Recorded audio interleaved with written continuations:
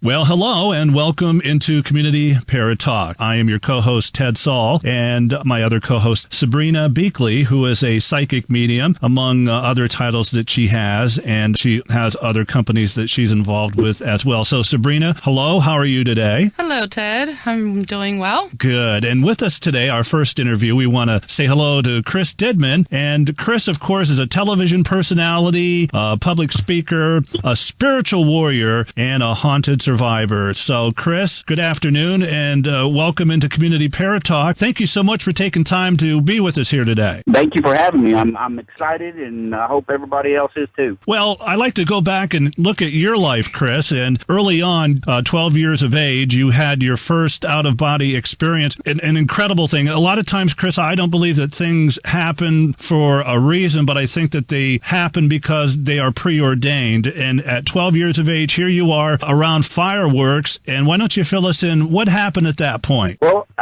bending over to light a firework known as a Roman candle, which is about the size of a tennis can, and it had what they call a short fuse on it. And what that means is that basically once you light the fuse, it instantly ignites. Where normally you have a little lag time on a fuse. And when it took off and ignited, it ignited so quick that it tipped. And when it tipped, the firework exploded right in my face. Basically, it shot me right above the left eye, missing my eye by a half an inch, basically. And I had a quarter-size hole in the side in my forehead, and I had third-degree burns from the middle of my head all the way up underneath my chin. My eyelids had completely melted together. It was needless to say, so I don't disturb anybody's lunch. It was a scene out of a horror movie. And of course, I didn't know what I looked like because obviously I couldn't see. And I actually remember hearing everybody freaking out and screaming, "Call 911!"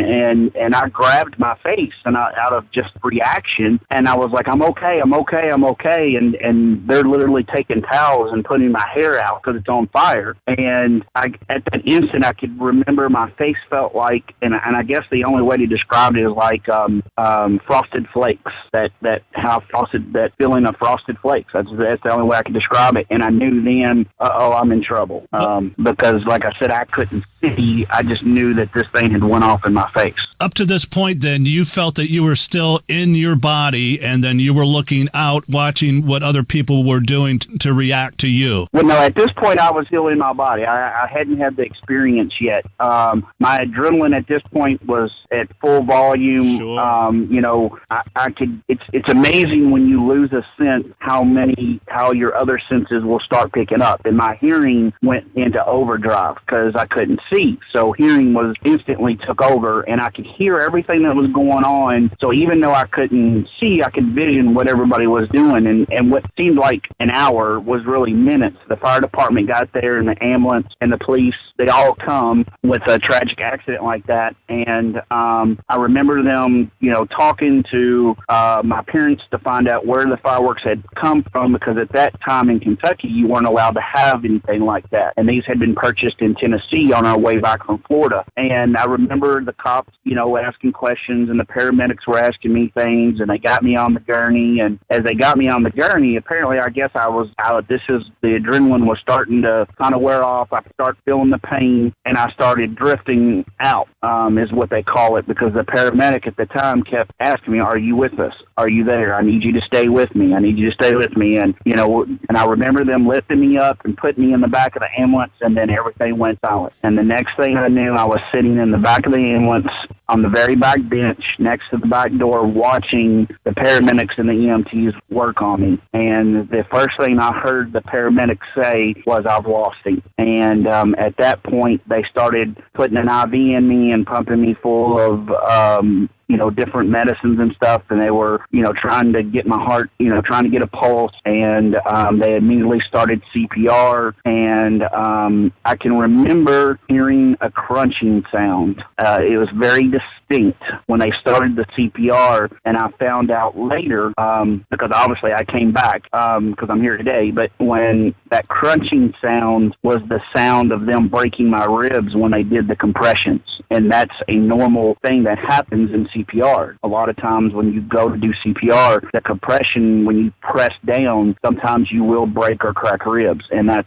was the crutching sound that I heard, but I physically heard that outside of my body. As you were sitting there at the edge of the ambulance looking at yourself having CPR, what kind of feelings did you have? Did you have a sense of peace? You didn't obviously... I did. I had it was very peaceful. It was, and I know this sounds kind of crazy, but it was almost like, oh, that's cool, kind of feeling. Like it was, even though that was me laying there, logically, I was okay. Like I knew I was in good hands, and that if I was supposed to make it, I would make it. I was at peace. I didn't have, I wasn't freaking out or anything, and I didn't see, the white light. I didn't hear, God talking to me or anything like that. I just simply watched as they worked on me to bring me back, and they did a great job. They kept oxygen going into me and kept the chest compressions, and then they got me to the hospital. And one thing about the ride to the hospital was that we had come up on an intersection just before the hospital, and there was a car that was blocking the intersection and would not move so the ambulance could get through. And I distinctly know what that car looked like, and everything. And I later asked about the car, and it puzzled everybody because there's no way I would have been able to see it. For one, my eyelids were shut. For two, I was facing the back of the ambulance. As they're working on you, when you ride an ambulance, you face the back door. So there's no way I could have seen what was going on in front of me. Unless you had that out-of-body experience. So at this point, that car is out there, and you're in the back of the ambulance, and people can't understand what it is, why you are sensing that automobile, even though you were in the back of the ambulance. So you still were out-of-body experience. Yeah, absolutely. I was completely out-of-body experience until they got me to the hospital. I actually walked next to myself as they rolled me into the hospital. The paramedics straddled me and continued CPR as they pulled the gurney out of the back of the ambulance and took me into the hospital. And I sat there in the emergency room and watched as the doctors came in. They got the paddles ready, and the first shock, when they shocked me, yes, I felt a tingling feeling all over me. Like I could feel like it was like when your hand falls asleep, you get that tingle feeling. That's exactly how my body felt. And then they said, the doctor told them to up it, whatever, and they did it again. And at that point, I felt it was almost like a vacuum was turned on, and I was sucked back towards my body, and it went black. And the next thing I know, I woke up, and I was in surgery. They were cleaning the wound and doing things, and I peacefully, as the doctor said, you're the most peaceful person to ever wake up in surgery I've ever met. Yeah, because they thought I was out. Right. They didn't realize, so, and I actually said, what are you doing to me right now? Were the first words I said. And the doctor said, he's not out. Did you have a sense that there were other people around you when you had that out-of-body experience, or were you more focused into the time and place? I was more focused in the time and place. I didn't really, pay attention. I mean, there could have been. I mean, I could have had family members that were there, and I just really wasn't paying attention. I was more focused on what they were doing to me and what was going on. And what I've been told since that experience is basically where I've crossed over and come back. It's almost like, the old Motel 6 commercial, we'll leave the light on for you. That's kind of what I do, in a sense. They know that I've been to their side, and I've come back, and for the longest time, I would have a lot of things happen during investigations and stuff, and still to this day, people that have investigated with me at events or whatever, if I'm at another event, they always pick to go with me because it never fails. Something always happens. It's almost like I'm a magnet for it, And it's almost like you are in a fraternity, a special fraternity, because of what you went through. There was a lot of physical pain, of course, but then the dividends that you receive are that peace that goes beyond all understanding. Absolutely. And it's kind of, I've had a lot of spirits come to me that want to be crossed over. Mm-hmm.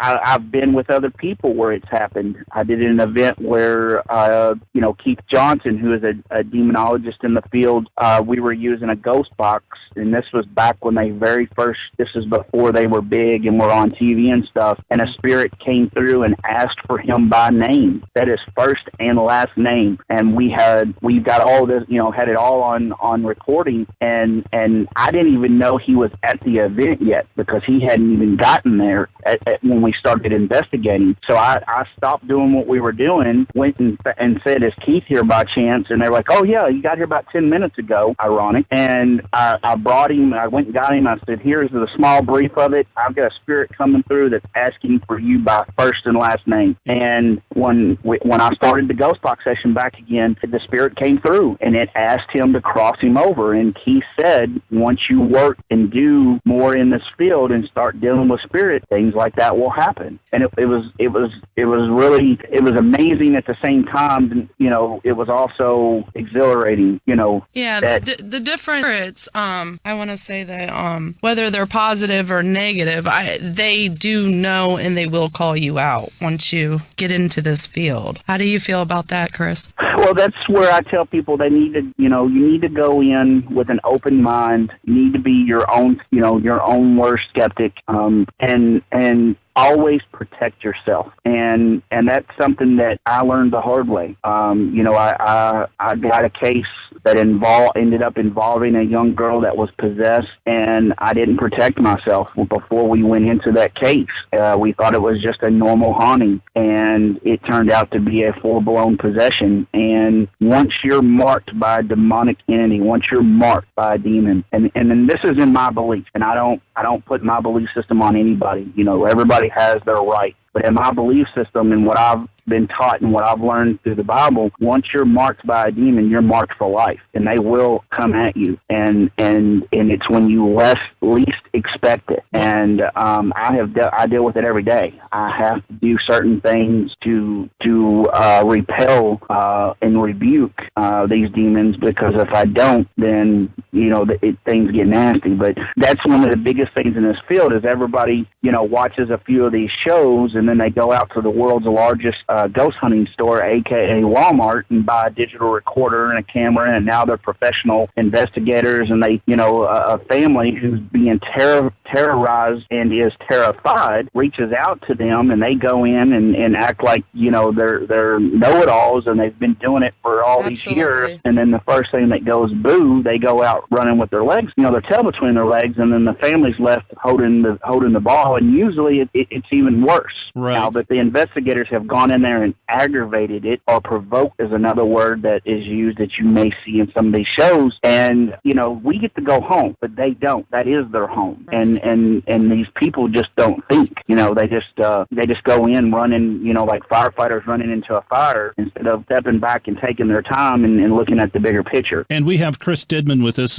You've seen Chris on the Travel Channel, Discovery Channel, A&E, and the investigation that you're talking about tapped Para Magazine I Am 6. Is that what you were referencing to for the Paranormal State segment? Yeah, absolutely. Yeah, could you go into detail about that? Do you feel comfortable in doing so? It all started in November of 2007. It was the anniversary of my grandfather's passing. He had passed of cancer. He was a man that had given his whole life to his community. He was a police officer, a firefighter, and he retired as an EMT due to the cancer. And if anybody that's dealt with cancer, it's a nasty disease.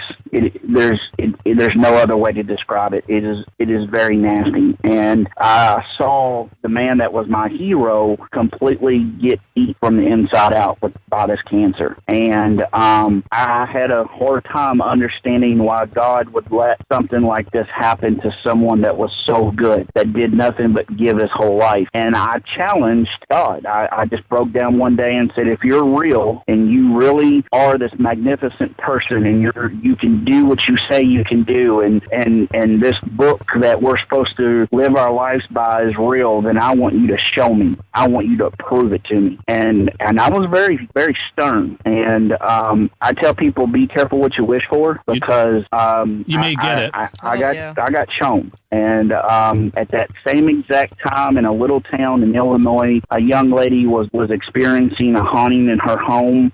She thought it was just a spirit of a little girl that she let come into her life, which is what a demon would do. A demon will disguise itself. It will make you think it's something that it is not. And that's another thing where these teens are getting in over their heads is, they're going by what the families are telling them, that's okay. You take what they say with grand assault. You've got to take what they say, but at the same time, you got to start debunking things. And especially right now, because the new fad is that everybody has a demon, which is crazy. Not everybody has a demon. Yeah, there's a tall man now that lives in the woods. Slender Man. Slender that's Man. the new fad. Yeah. You've got The Conjuring that just came out last year, and you've got Haunting in Connecticut, and all these movies and stuff that are coming out. The last Exorcism and stuff, and so now everybody wants a demon. And let me tell you, what I deal with on a daily basis, what my children have had to go through, I would not wish on my worst enemy. So it absolutely breaks my heart to hear people say, "Oh, I want to see a demon. Oh, I can't wait to see a demon." No, you don't. Trust me, you don't. And this little girl, but this young lady, she started doing EVPs, and she became infatuated with them. And in doing so, she opened up a portal that let something more negative in, and that negativity turned into a demon earning her trust. And then once it earned her trust, it then started attacking her. Well, most people, when you go and start telling somebody, "Hey, I think there's a demon in my house," or "I think there's something going on," the first thing they want to do is call an ambulance, put you in a white coat, and put you in a padded room. But in reality, that's not how it should be. And so you try to tell people, you try to let people know it's happening, and nobody listens. And then, then the last stage of the whole process is the actual possession, where finally you just say, "You know what, I've had enough. No matter what I do, you're going to keep attacking me. Nobody believes me, so here I am. Do what you want to do." And that's when the full-blown possession takes place. And this young lady was having things and words burnt into her flesh. She was being picked up out of chairs and thrown across rooms, and her head beat into a piano by unforeseen forces. Walking across the floor in the spider position, she would talk in different languages. Her eyes would roll back in her head. All typical signs and cases. Smell of sulfur or rotten flesh in the house. If you've ever seen the movie The Signs, and how the little girl had the glasses of water everywhere. Yes. In the beginning of the movie, nobody can figure out why, and then at the end, you learn. That's how this home was, but it was holy water. It was everywhere, because when she would go into these fits, when the possession would take place, they would get holy water and start praying over and putting the holy water on her. And that's the thing about possession. It doesn't happen. It's not like it's on 24 hours a day, 7 days a week. It's like a light switch. It comes and goes. And I was new to this. I had no clue. I'd never dealt with this in my life. So I started reaching out to people and asking for help, and what do I do? And one of the first people I got a hold of was Kenneth Dale, who was a demonologist at the time, and he told me, he said, "You need to get some blessed Saint Benedict medals and get them to the family. It's not going to fix the problem, but it's going to give protection till you can get there and get the church involved and get something really going on." Are churches, Chris? Are churches usually open to assisting in situations like this or not? In the past, no. More so, they are starting to be a little bit more open. Matter of fact, the Catholic Church has reached out and are in search of priests that want to become exorcists, because the calling has become so great. There are more cases that are involving possible possession, but they're not all possession, and that's the main point I need to strive there. How did God use you, and how did he bring you into this little girl? How did your paths cross? I know that things just don't happen by chance, but there was a definite purpose involved. And how did that all work? How did you become... Well, it's actually, and that's the thing, because everybody always asks, how did your team that was 8 hours away, 2 states away, get involved in this case? And the family had actually reached out to several teams, several people, and nobody would help them. And they, the daughter got on the TAP website, which is, they have a show called Ghost Hunters on Sci-Fi. And at the time, we were one of 2 teams in the state of Kentucky that were TAP's family members. And what that meant was you went through a long process of becoming a member, a sister team of the main team, because they were getting so many calls for cases because of the show all over the United States that they started setting up satellite teams, basically. And we were one of two. And she just saw us, and our kind of our slogan or whatever it was, it's always been from the very beginning is that it's not about finding ghosts, it's about helping people. Yeah. And that was our main goal. What was the sense like, Chris, when all of a sudden here you're arriving at the home? Describe to us what was going on in your heart and in your mind and your team's heart and mind as you went and knocked on the door. Well, when we got there, we always, like I said,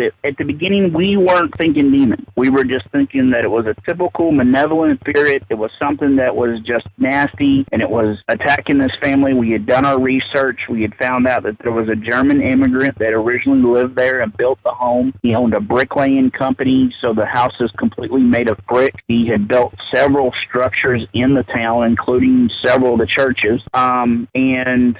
He was an aggressive man. We know that. We know that his wife died mysteriously in the home, and we also know that his daughter took care of him up into her 30s, which back in the early years, that was unheard of. You were called an old maid at that age. No offense to any women out there. I don't need hate email.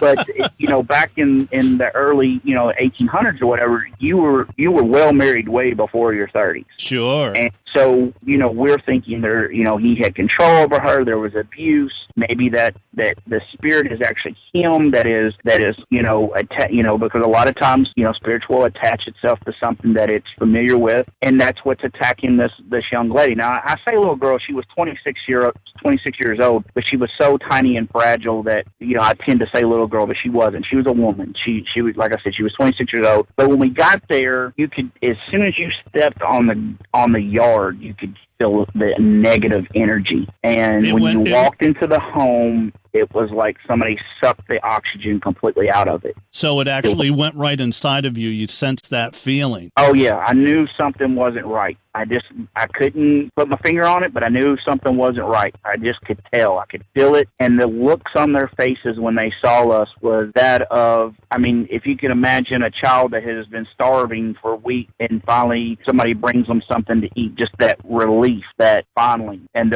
somebody's here to help us. And that was the look that we got. And then you meet the young lady. What was that like? Your first introduction? It was ironic, actually, just how frail and how small she was. You just think, oh my gosh, if this is really going on and these things are happening, what a victim that has been chosen. And now demonic entities will prey on women, the sick, and the children a lot more than they will men. And that's not being sexist by no means. That's just because women are more open. They've got that mother role, that mother instinct. They allow themselves to open up and trust a little easier, and they want to take care of things. And so if a spirit or something presents itself as a little girl, for instance, your motherly instinct is to kick in and want to take care of that girl and help her cross over or help her, whatever it is, And with a child, they're innocent. They don't know. They don't know right from wrong. They don't know imaginary friend from that's really a ghost or whatever. And so it just fit the profile. Yeah. Perfect, down to the T. They were exhausted. The mother was very exhausted.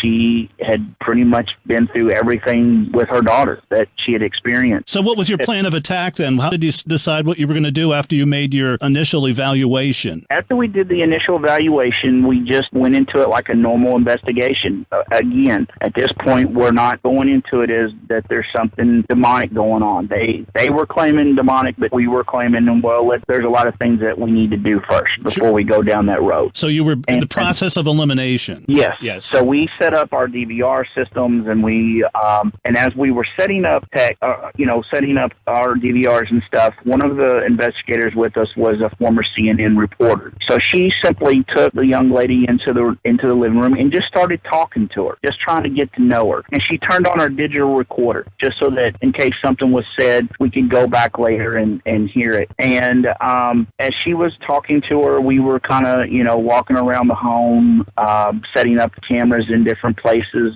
that they claimed that a lot of the activity was going on and stuff. And basically then just started investigating, went right into our investigating mode. And for the most part, the night we thought was very quiet. We didn't see anything out of the ordinary.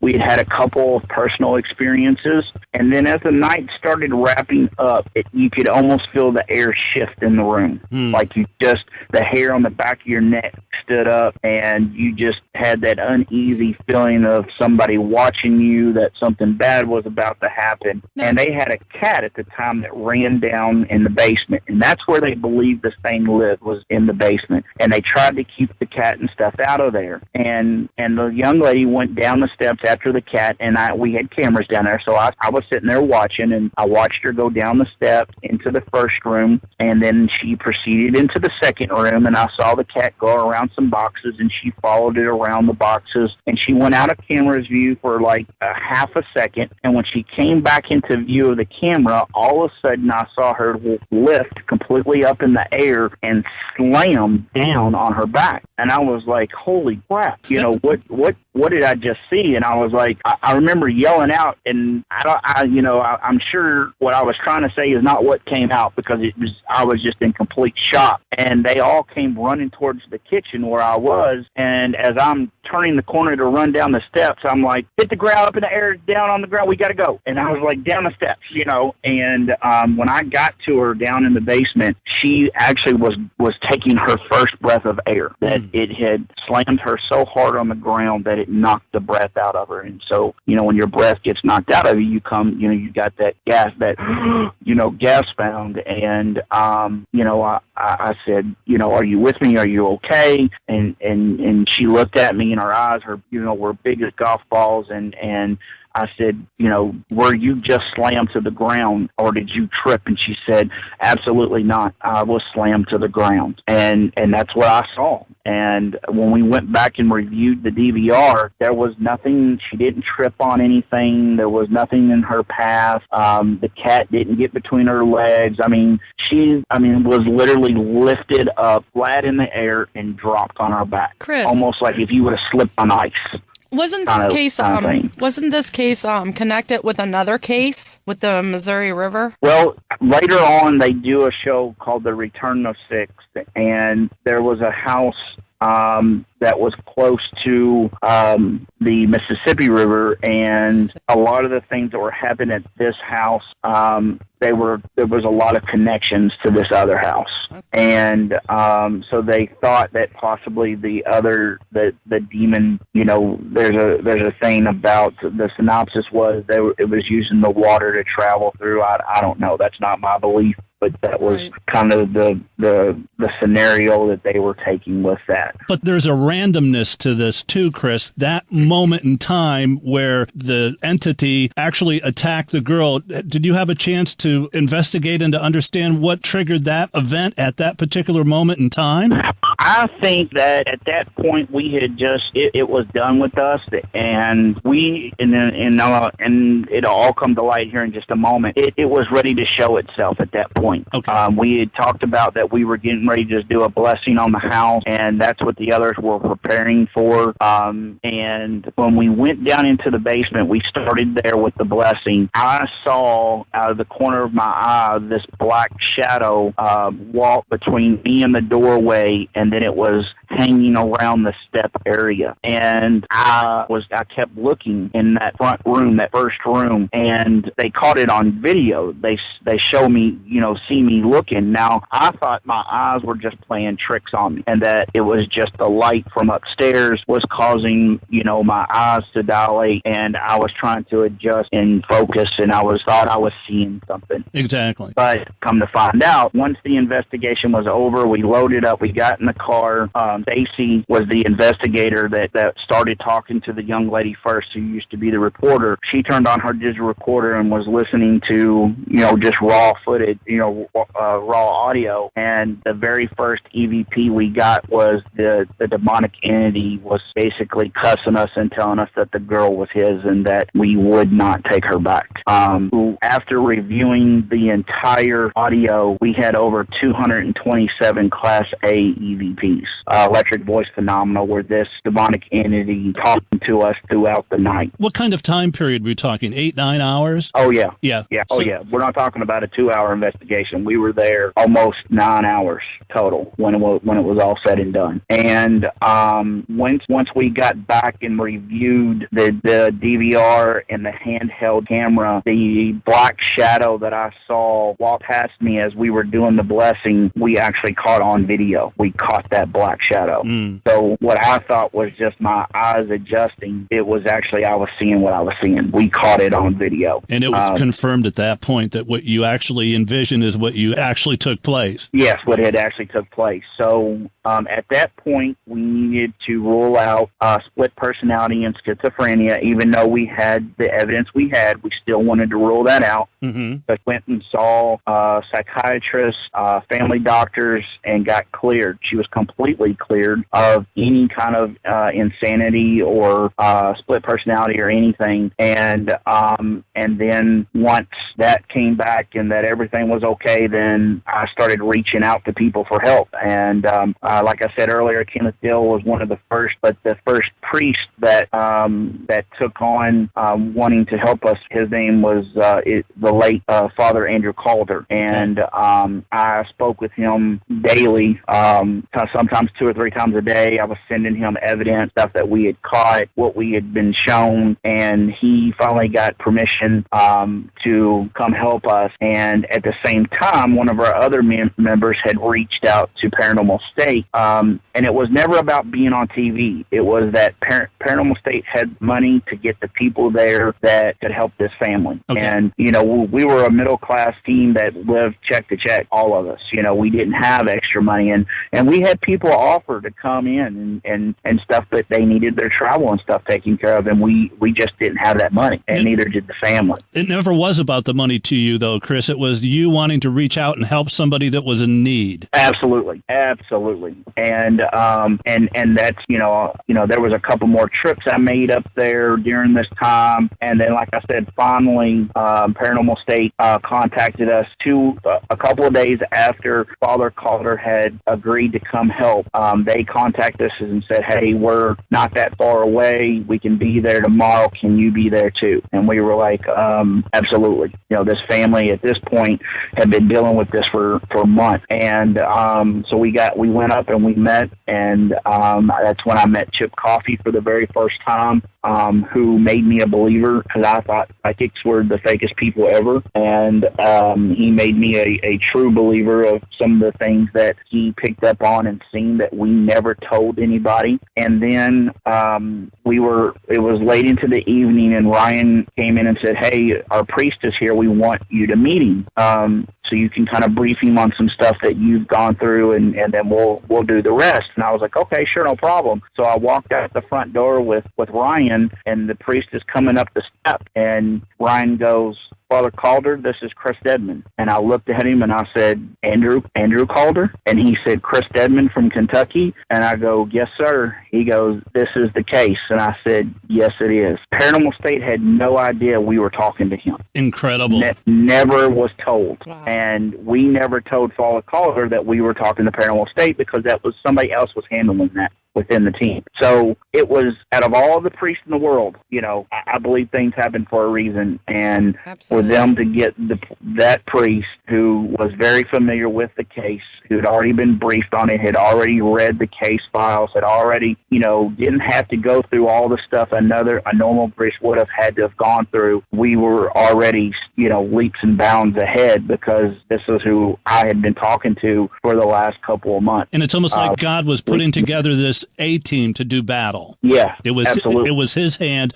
that brought all of you together at this point in time to go toe-to-toe with whatever you were going to experience here in the next few hours. Absolutely. And it was the A-team. I mean, Ryan was consulting with Lorraine Warren over the phone. You know, Father Calder was there. We were all, together as one unit, and all of our main goal was to help this family. And, it was an eye-opening experience. And we go back to the beginning when I said in November, when I challenged God, what better way to show someone that God is real, that he exists, but to show him evil first, and then show him what God can do to protect you from that evil. Now, did this case affect your life in any way? Absolutely. It's affected me tremendously. It's cost me my marriage. I sleep maybe 4 hours a night. I have to constantly be blessed. My home is blessed. I wear blessed objects. My children have been affected and attacked by unforeseen forces. They have to be blessed. It's a bittersweet end to helping someone. And people ask me all the time. Usually the two questions I get asked the most are, one, would you change and not do it? And I said, absolutely not. This was for a reason. I was chosen to do this for a reason. And second of all, why don't you just leave? Why don't you just quit? And I can quit and I can get out of the field and not do it anymore, but I'm still going to deal with the attacks. I'm still going to deal with the overall outcome of everything. So why quit when I can continue to educate people and help others and maybe save someone from having to go through what I had to go through and this family had to go through? And how many people in the Bible, though, have been tested by their faith, by enduring things like this? And it's almost like you're still a work in project, like God has a perfect plan for you in your life. And do you think in your heart of hearts that you really assisted and helped this particular family? I think I did.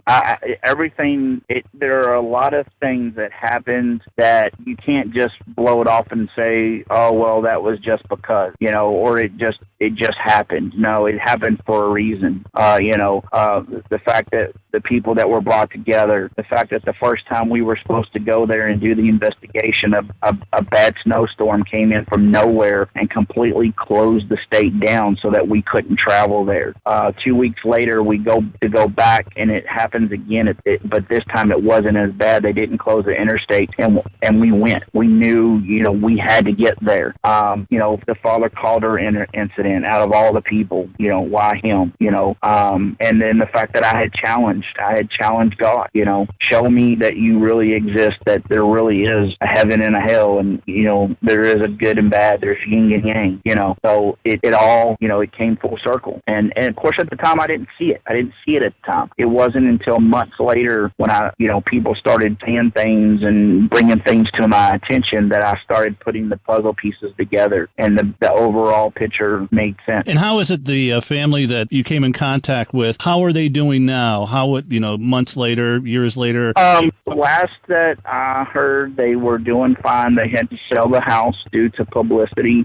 People wouldn't leave them alone, and it's a shame. Yeah. So they've relocated. The young lady just did have some surgery done, but she recovered fine, and she's very involved in the church, and she's living her life the best she can. Awesome. But, the same with me as it is with her. She's going to have to constantly keep her guard up, too, and make sure she doesn't let it down, because she, too, is marked, Yeah. I wanted to jump back a little bit, because we started when you were 12 with that out-of-body experience, and again, 15, when you were 15 years of age, you were filming a movie, Gettysburg, and what kind of situation was that where you actually saw your first ghost? And I mean, it's kind of in retrospect now because of what you told us, and I wanted to use the IM6. I wanted to talk about that at the end, but again, you're being prepared your entire life for these battles. 12 years old, you've got the out-of-body experience. Now at 15, you saw your first ghost with the movie Gettysburg. Tell us about that and what went on in your life at that particular time. Well, that's when I saw my first ghost. I was a part through the Boy Scout.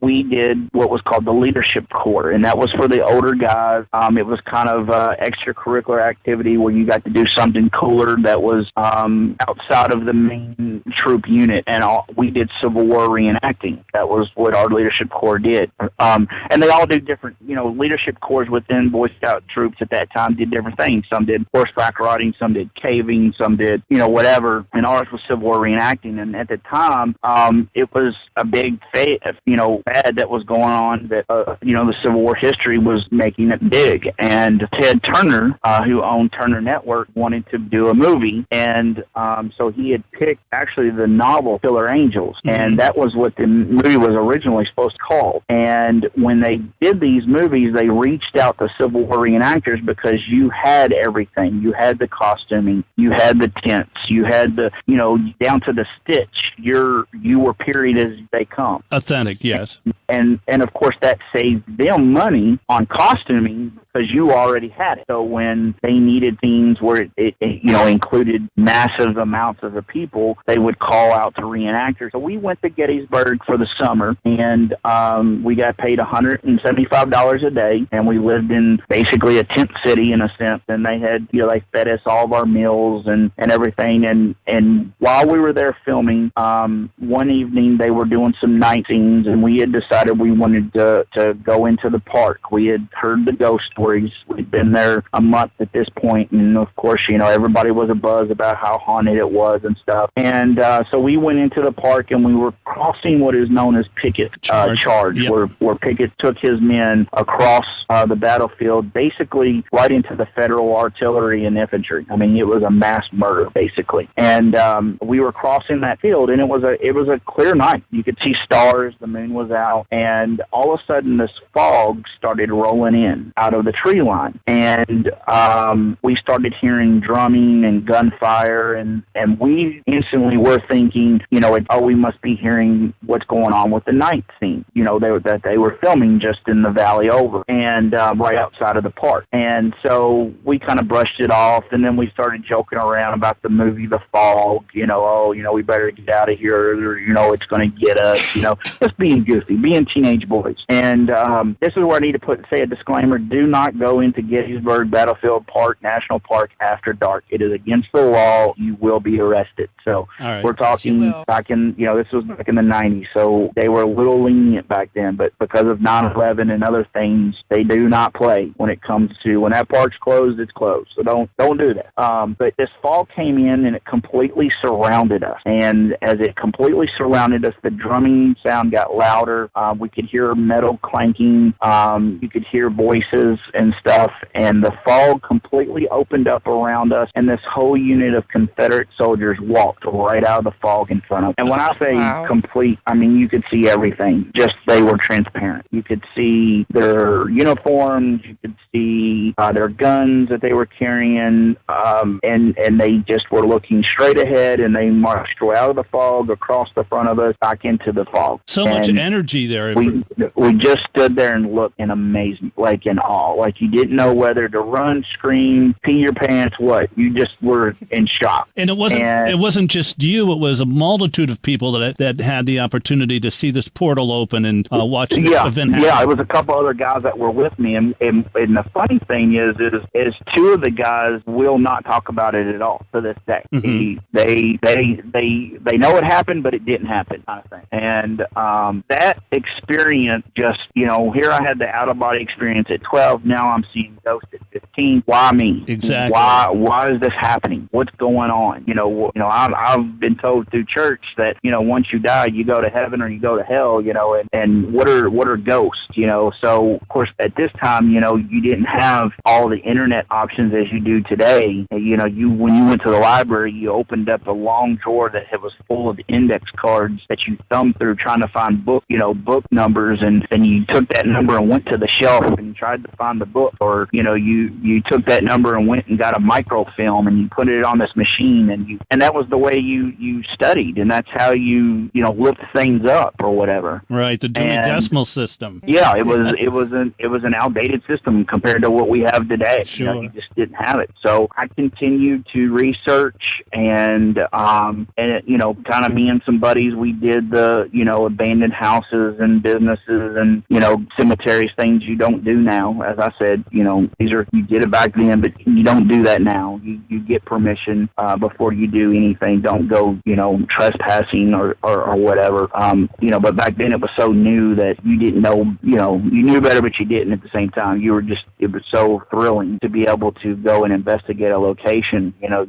just don't do that today. So, tell people, don't do as I say, do, do as I do, do as I say. But the thing that's amazing, Chris, is that you were chosen. I mean, at an early age, God had a plan for you, and he revealed it to you at 12, then at 15. Then all of a sudden you have all of these answers to questions, and it cultivates with the IM6 at the paranormal state, which really was one of the major challenges in your life. And even though it still haunts you, you did exactly what God wanted you to do. And where do you see your life going? What do you think God's plans are for you today and then into the immediate future? Well, I am studying under a bishop. I've studied demonology to become a demonologist, and then I have also decided to join the seminary and further my education into eventually probably priesthood. That's a wonderful goal. And the doors have opened up for you too, being on the Travel Channel, the Discovery Channel, and A&E. Those things just don't happen, Chris, but doors are opened by a superior force, and in order for you to get to where you need to go in your life and then into eternity. Yeah, it's he has a plan, that's definite. And